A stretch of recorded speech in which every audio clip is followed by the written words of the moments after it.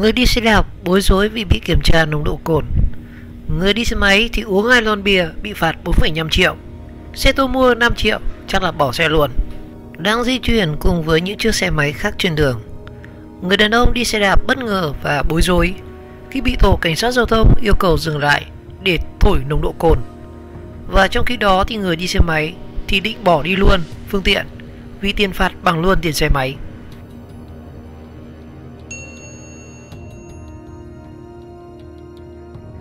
Người đàn ông đi xe đạp bối rối vì bị kiểm tra nồng độ cồn.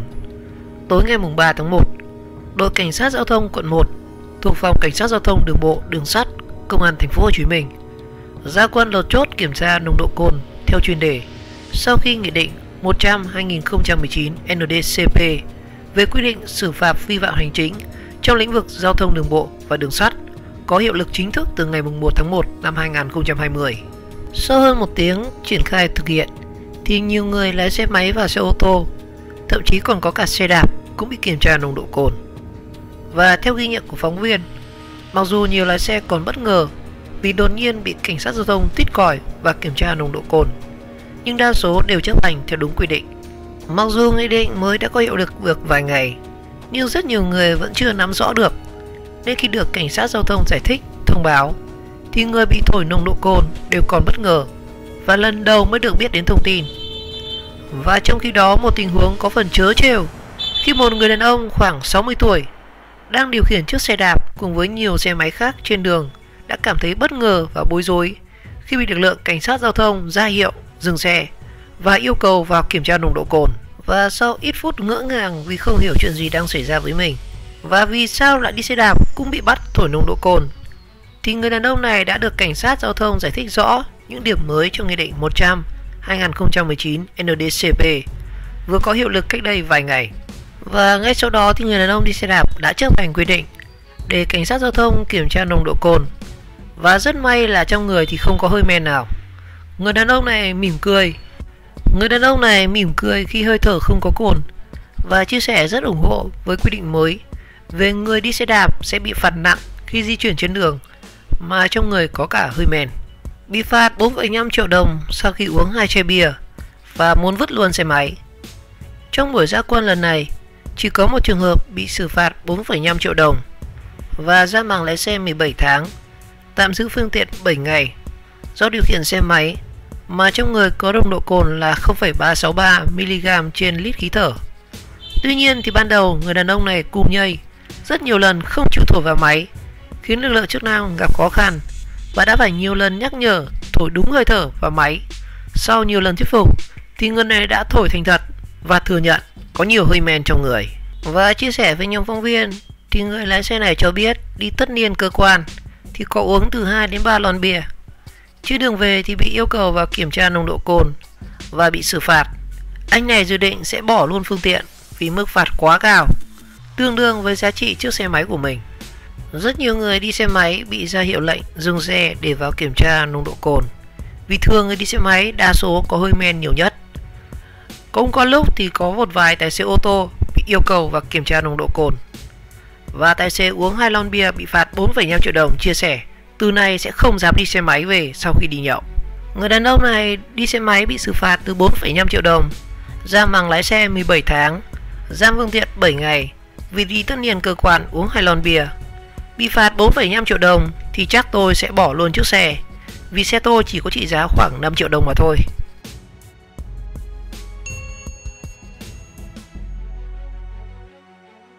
Cảnh sát giao thông lên tiếng bác bỏ thông tin người dân ăn hoa quả cũng bị xử phạt vì thổi ra nồng độ cồn. Mới đây dư luận xuất hiện một số thông tin cho rằng những người dân tham gia giao thông dù không sử dụng rượu bia, chỉ ăn hoa quả rồi thổi vào máy thì vẫn phát hiện ra nồng độ cồn, vi phạm luật giao thông. Một lãnh đạo cảnh sát giao thông công an thành phố Hà Nội đã lên tiếng bác bỏ thông tin trên. Sau khi nghị định 100/2019 NDCP được ban hành, đã thu hút sự quan tâm lớn của người dân và dư luận. Một số thông tin cũng xuất hiện cho rằng người dân không cần sử dụng rượu bia mà chỉ cần ăn hoa quả, uống thuốc cũng có thể phát hiện nồng độ cồn trong khí thở. Và trước thông tin này thì rất nhiều người dân đã tỏ ra hoang mang và lo lắng và cho rằng nếu việc ăn hoa quả, uống thuốc cũng xuất hiện nồng độ cồn thì liệu khi tham gia giao thông có vi phạm luật giao thông hay không. Và để làm rõ thông tin này, chúng tôi đã có cuộc trao đổi với lãnh đạo đội cảnh sát giao thông số 7, phòng cảnh sát giao thông Công an Hà Nội.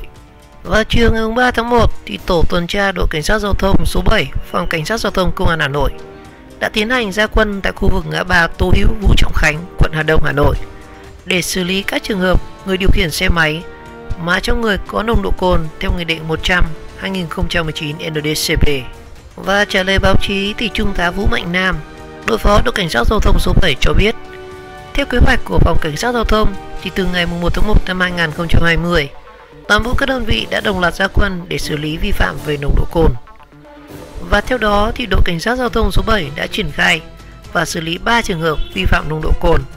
Và theo Nghị định 100/2019 NDCP thì mức xử phạt cao hơn, mang tính răn đe hơn, cần nâng cao ý thức và đảm bảo an toàn khi tham gia giao thông. Trung tá Nam cũng bác bỏ thông tin xuất hiện trên các mạng xã hội về việc người dân dù không sử dụng rượu bia mà chỉ ăn hoa quả cũng xuất hiện nồng độ cồn trong khí thở, và khẳng định không có chuyện như vậy. Và theo vị lãnh đạo này, thông tin thì từ ngày thực hiện theo Nghị định 100 thì đơn vị này chưa bắt gặp trường hợp người dân nào chỉ ăn hoa quả rồi điều khiển phương tiện tham gia giao thông mà xuất hiện nồng độ cồn trong khí thở. Chúng tôi chưa gặp trường hợp nào như vậy cả. Đó chỉ là lý do để chống đối khi vi phạm. Sẽ không có cơ quan chức năng nào xử phạt oan về hành vi uống rượu bia. Chúng tôi sẽ chứng minh để người dân tâm phục khẩu phục, chứ không có chuyện ăn hoa quả mà bị xử phạt. Chúng tôi có máy đo nồng độ cồn đã được cơ quan quản lý kiểm định đảm bảo. Tôi cũng khẳng định không có chuyện ăn hoa quả mà lên được nồng độ cồn, Trung tá Nam thông tin. Và theo đó thì bắt đầu từ ngày 1 tháng 1 năm 2020, Luật phòng chống tác hại của rượu bia 2019 chính thức có hiệu lực. Và luật sẽ cấm triệt để hành vi đi xe ra đường gồm có ô tô, xe máy, xe đạp điện khi có nồng độ cồn trong người. Và tại khoản 6 điều 5 của luật này nêu rõ nghiêm cấm điều khiển phương tiện giao thông mà trong máu có hơi thở và có nồng độ cồn. Ngoài ra thì tại khoản 1 điều 21 về phòng ngừa tai nạn giao thông liên quan đến sử dụng rượu bia cũng nhắc lại rằng người điều khiển phương tiện giao thông không uống rượu bia trước và trong khi tham gia giao thông. Và bên cạnh đó thì quy định xử phạt vi phạm hành chính trong lĩnh vực giao thông đường bộ và đường sắt, Nghị định 100/2019 NDCP cũng đã bắt đầu có hiệu lực và thay thế cho Nghị định 46/2016 NDCP.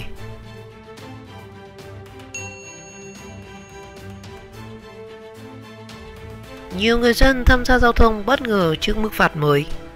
Ngày 2 tháng 1 thì đội cảnh sát giao thông Cát Lái thuộc phòng cảnh sát giao thông đường bộ đường sắt BC08 Công an thành phố Hồ Chí Minh ra quân thực hiện chuyên đề kiểm tra xử lý vi phạm quy định về tốc độ trên đường Mai Chí Thọ, quận 2.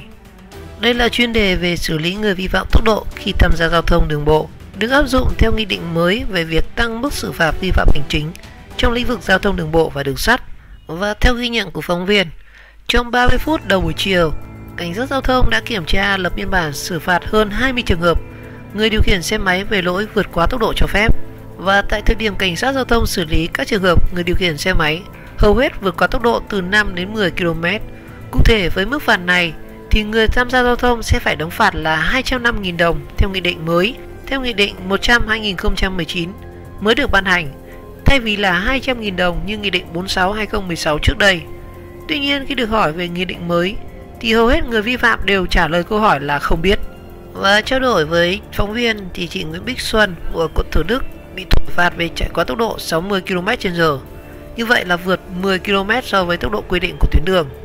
Như vậy thì đối với tốc độ vượt từ 10 đến dưới 20 km thì cán bộ xử lý sẽ thông báo mức phạt của chị này rơi vào khoảng 800.000 đồng, nhưng chị này chưa nắm rõ. Và trong khi đó thì anh Cao Võng Vinh, ngụ ở quận Thủ Đức, người bị lập biên bản về vượt quá tốc độ, nói rằng anh cũng chưa nắm được nghị định mới. Và mức phạt tăng thì tôi thấy không hợp lý vì quá nặng so với thu nhập của tôi, anh Vinh bày tỏ. Và qua làm việc thì một số cán bộ xử lý cho biết rất nhiều người vi phạm giao thông khi được hỏi về mức phạt theo nghị định mới hoàn toàn mơ hồ. Và số người tham gia giao thông nắm được quy định thì rất là ít. Và theo Nghị định 100/2019 NDCP quy định về xử phạt vi phạm hành chính trong lĩnh vực giao thông, đường bộ và đường sắt, có tới hơn 60 lỗi vi phạm được tăng nặng so với trước đây từ ngày 1 tháng 1 năm 2020. Ngoài các lỗi vi phạm phổ biến như là đi không đúng phần đường, đi ngược chiều của đường một chiều, hoặc là đi trên đường có biển cấm, hay là không chấp hành hiệu lệnh, chuyển hướng không đúng quy định, vi phạm quy định về tốc độ, vượt xe không đúng quy định, thì rất nhiều lỗi vi phạm được tăng nặng mức phạt rất đáng chú ý. Và người điều khiển mô tô, xe máy, kể cả xe máy điện, nếu không chấp hành hiệu lệnh của đèn tín hiệu giao thông, có thể sẽ bị phạt từ 600.000 đồng đến 1 triệu đồng.